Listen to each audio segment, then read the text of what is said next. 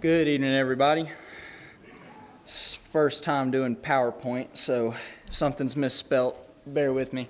Tonight I want to start by introducing y'all to someone named Nathan Reber.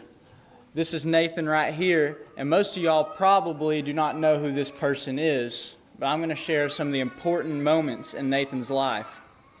Nathan was a graduate from the Alberta Law School and would end up becoming a lawyer. In the early 1980s, he pled guilty to a tax evasion and was fined $60,000. But the main importance of Nathan's life was Nathan Construction Incorporated. Nathan built many houses, mainly in the state of Florida, or at least those are the ones that I ended up seeing. And Nathan would die in 2014, and not many people would know Nathan until 7 years after his death. In 1981, or 44 years ago, Nathan would be the main developer for the Champlain Towers complex in Surfside, Florida. And this is the building that Nathan would build, and it would last a long time. On June 24th, 2021, at 1:22 a.m., the pool deck of this building would collapse. And 12 seconds after the collapse of the pool deck, the resort would go from looking like this to this. There were 98 people who would lose their lives because of this accident. And you may ask, why is this any important to me whatsoever? Well, this collapse was no accident. Well, at least not for Nathan. Let me explain. In the construction of this building that was developed by Nathan, here's what the inspectors of the collapse discovered. The pool deck failure. Pool deck slab was under design, causing the deck to drop into a garage. The slab was also exposed to water, which caused corrosion. The building also didn't have any building codes. Not a lot of them were matched. And many modifications were made, which caused the structure of the building to get worse and worse. There were many terrible flaws of this complex. A story like this reminds me of the foolish man who built his house upon the sand. Matthew chapter 24, verses 24 through 27, it says, "Therefore, whoever hears these sayings of mine and does them, I will liken him to a wise man who built his house on the rock. And the rain descended, the floods came, and the winds blew, and beat on that house. And it did not fall, for it was founded on the rock. But everyone who hears these sayings of mine and does not do them will be like a foolish man who built his house on the sand. And the rain descended, the floods came, and the winds blew, and beat on that house, and it fell, and great was its fall." Tonight, I want to use this story and referencing this story of the foolish man who built his house on the sand to show how important it is in our Christian lives to start with a good foundation. But not just in our buildings, not just in the things that we build, but in our everyday walks with God. As we go through this lesson tonight, I want you to keep in mind on how we should be striving for the perfect build. Not trying to build something physically, but building something spiritually. Look at the rich young ruler, for example. The rich young ruler thought he was pretty much perfect in his life. He thought he had it all made. And he would have had it all made on one more condition. Let's go to Matthew chapter 19, verses 20 through 22. It says, "The young man said to him, 'All these things I have kept from my youth. What do I still lack?' Jesus said to him, 'If you want to be perfect, go sell what you have and give to the poor, and you will have treasure in heaven, and come follow me.' But when the young man heard that saying, he went away sorrowful, for he had great possessions." We look at this story and we think sometimes, well, if I was guaranteed heaven, there's no way that I would never turn anything down to be able to go to heaven if it was guaranteed. But I think that's also what the rich young ruler was thinking whenever this happened to him. And when we think of the rich young ruler and his mindset, we have to think, well, where was his foundation really laid? And that's the part that we need to think about. And just like our guy Nathan, with the complex. Nathan had his building destroyed physically, but the rich young ruler was destroyed in his heart. We have to start with a right foundation, or we're never going to be able to strive for the perfect build in the first place. The second part that I want to talk about when we're striving for the perfect build tonight is having a great mindset. About a month ago, I was in vision practice, and we always have our devos after practice. And one of the passages that God brought up is Proverbs chapter 6, verses 6 through 9. We're going to read that. It says, "Go to the ant, you sluggard, consider her ways and be wise, which having no captain, overseer, or ruler, provides her supplies in the summer, and gathers her food in the harvest. How long will you slumber, O sluggard, when you rise from your sleep?" When we look at this passage, we wonder, why does God use the ant? Of all creatures, why would he use the ant? One step on an ant and it's gone. It is weak, it is small, but it has the greatest work ethic of any other creature. We look at the work ethic of an ant, and that's how God is saying that he wants our mindsets to be. He wants us to have those non-lazy mindsets. We look at this, and the laziness, when you think about it, is non-existent of an ant. A lazy mindset will never help you succeed. And we look at the ants, and we see, well, if they don't supply during the summer, if they don't work hard during the summer, they die. And what does that say about us as humans? In my opinion, a human is a lot more valuable than an ant. So what does that say about how our mindset should be, if that's how the mindset of an ant is? If you're looking to build something, say your next project, and you keep putting it off and putting it off and putting it off, will it ever get done? Of course it won't. In today's society, we use the word procrastination to do this. In school, this word is perfect. I'll go 3 weeks without doing a project. 2 weeks and 5 days later, I start on the project, and I am stressed beyond belief. But we need to be better than that.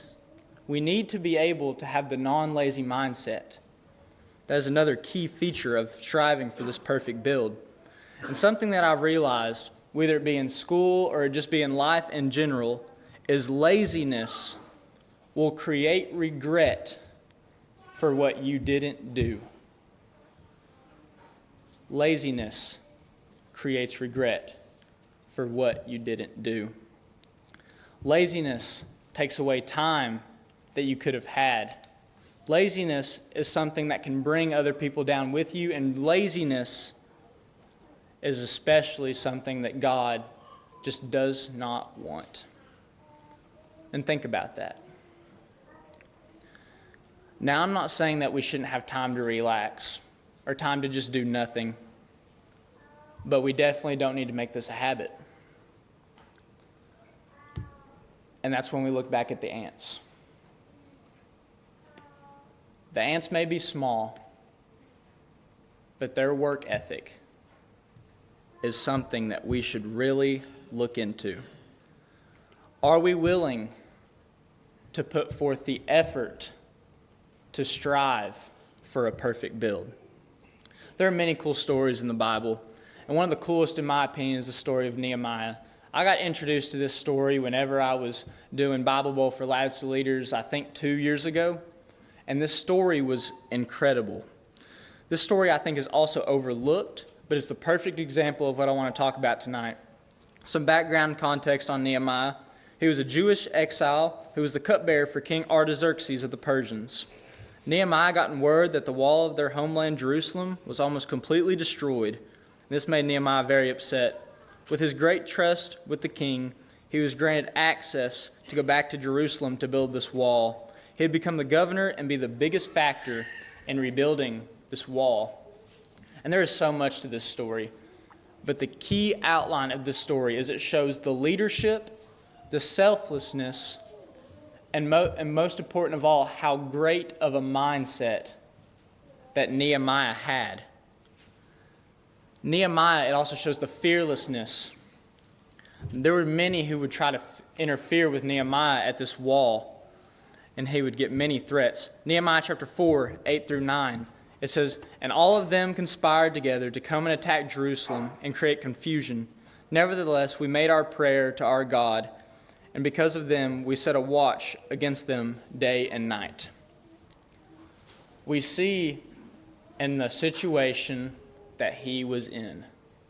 He was here for God, but he could be ambushed at any moment. He could be killed at any moment. But Nehemiah and his men, they didn't run. They never stopped working, but this is what he did. We'll go back to what Blake read minutes ago.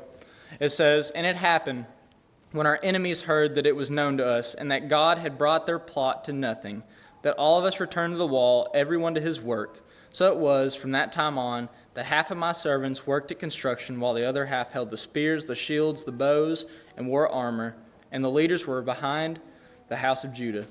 Those who built on the wall and those who carried burdens loaded themselves, so that with one hand they worked at construction, and with the other held a weapon. Every one of the builders had his sword girded at his side as he built, and the one who sounded the trumpet was beside me." We look at the situation that they were in. They could have been killed. They could have been ambushed at any moment by many different people. But instead of stopping their work and waiting, they made their own terms. If you were building on the wall, one hand was working and the other one was defending, on top of all the other defenders that they had. These men that Nehemiah and his men had, they had the mindset to not give up. These men were not lazy, but best of all, these men were doing this for God, and that is the most important part, and something that I want to go back to. These men worked like ants. They had the mindset to accomplish their goals, no matter what the circumstances were. Striving for a perfect build is not by being lazy, but it's in trusting in God. And I don't come to you tonight to tell you how to build something perfectly or how to build your house or your next big project. I want to make a realization of how God wants us to build. We need to come together to be striving for the same things. When you look at a Legos box, what do you find first in the box? When you're building a new shelf, me and my dad about a while ago had to build this new shelf, and it was kind of complicated. But the first thing out of the box, what is it? It is always the instructions. We have the instructions right here. We always have the instructions for how to strive for the same thing. We just need to be looking in the right places. I'm here to tell you that the things written in this book right here are not just a suggestion. They're not a recommendation. But these things are mandatory in our lives. You know, when it comes to building, God gave us the wood. He gave us the screws, the instructions, the machines. He gave us everything that we would need. It's just our job to put it together. This type of building should be a whole lot easier than building a house, building a building of any sort, because God gives us all the materials in one place. And you may ask, Ty, how can you tell us how to be striving for this thing that's perfect when you don't even have one yourself?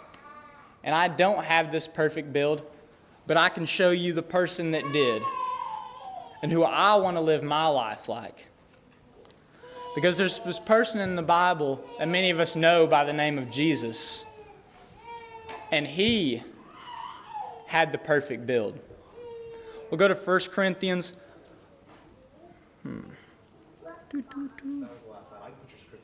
Oh, thank you.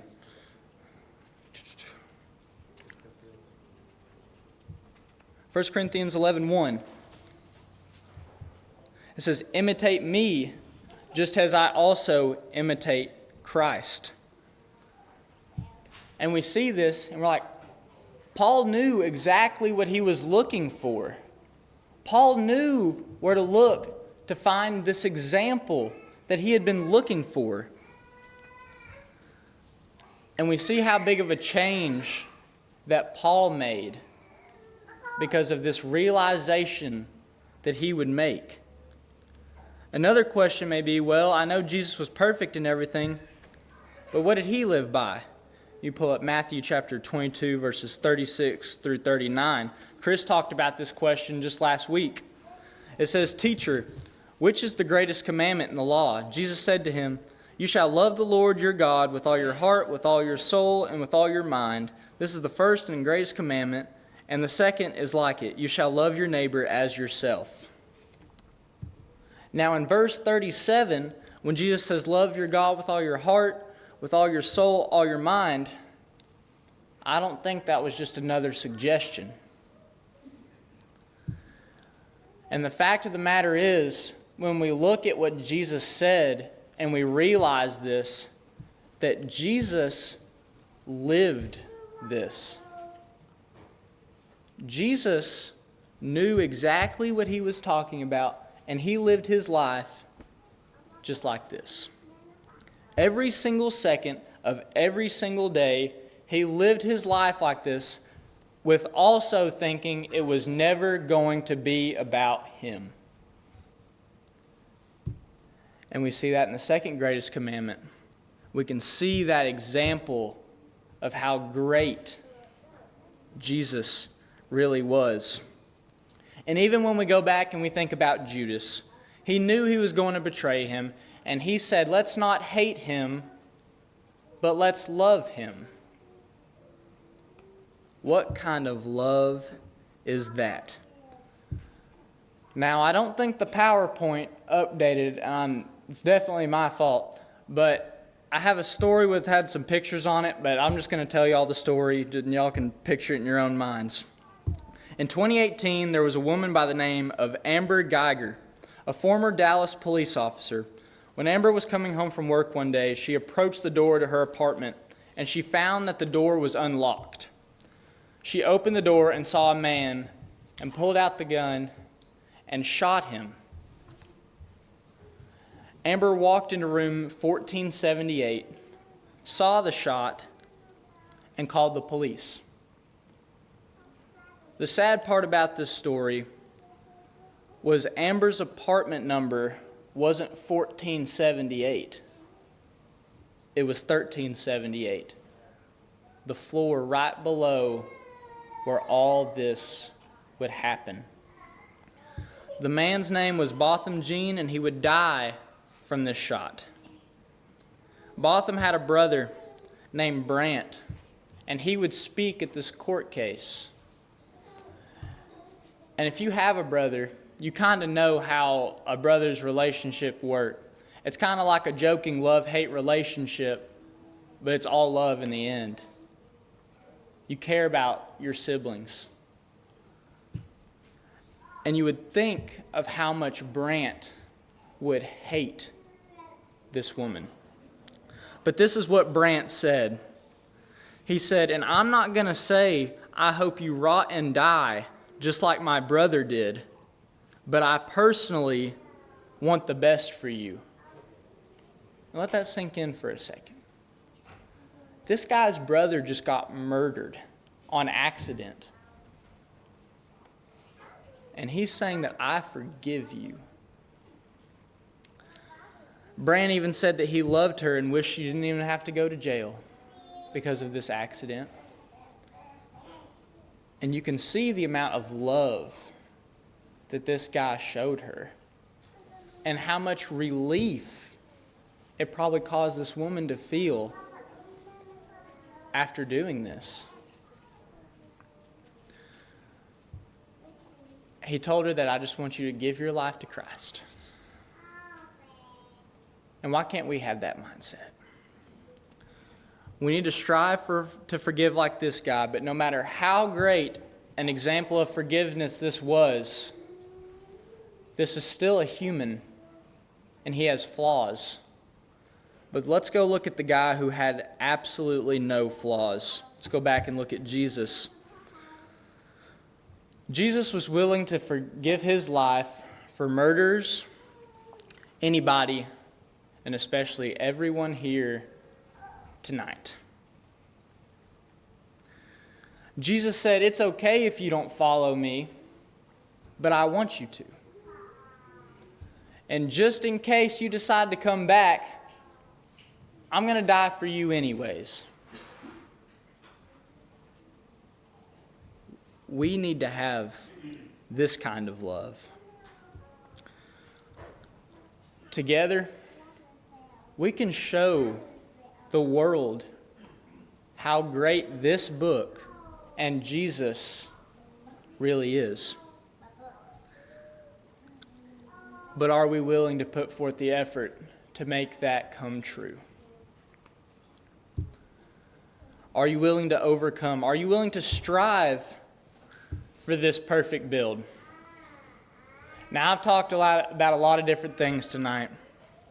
I've talked about some random building in Florida crashing. I've talked about some ants. And I've talked about some random court case that happened in Texas. But let's put it all together. If we want to strive for a perfect build, if we want to be like the wise man who built his house on the rock, we have to start with a good foundation. That is the first step. We have to set our minds on the right things first, or we are never going to be able to take that extra step. We're never going to be able to move forward because our mind is not right in the first place. Next, we have to have the right mindset. And I ask you tonight, are you willing to have the mindset of an ant? Are you willing to have the mindset of a creature that is so much smaller than you, that has the mind to accomplish everything that it wants?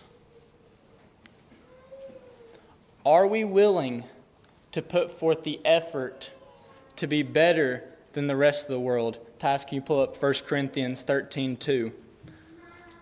And lastly, and most important of all, we're going to need love. 1 Corinthians 13:2. And though I have the gift of prophecy, and understand all mysteries and all knowledge, and though I have all faith, so that I could remove mountains, but have not love, then I am nothing. Have not love, I am nothing. Love is so important, and a lot of us don't even realize, because the condition of not having love is having evil. And we don't want evil, do we? I was at a church camp this past summer, and the theme was actually rebuilding. And on Monday or Tuesday night, there was a main phrase that got brought up that brought everybody's attention to the front. And he said, it is not a DIY project. DIY standing for do it yourself. That's exactly how Christianity is.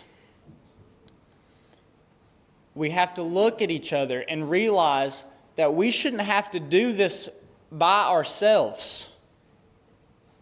We have each other. And the more that we have each other, the more we leave room for growth. You don't have to be alone. I've been alive for only 16 years, and I've already seen enough evil in my life. And I expect a lot more coming my way. But it doesn't have to be that way, because we have each other. The only way that we are going to get rid of all of this evil is if we are all striving for the same thing. We need to strive for what's in this book. We need to look at this book. We need to realize what it says. And if we all do that and we live by what's in this book, then we're all going to live a lot happier. We're not going to have any more evil in this world. We're going to have each other.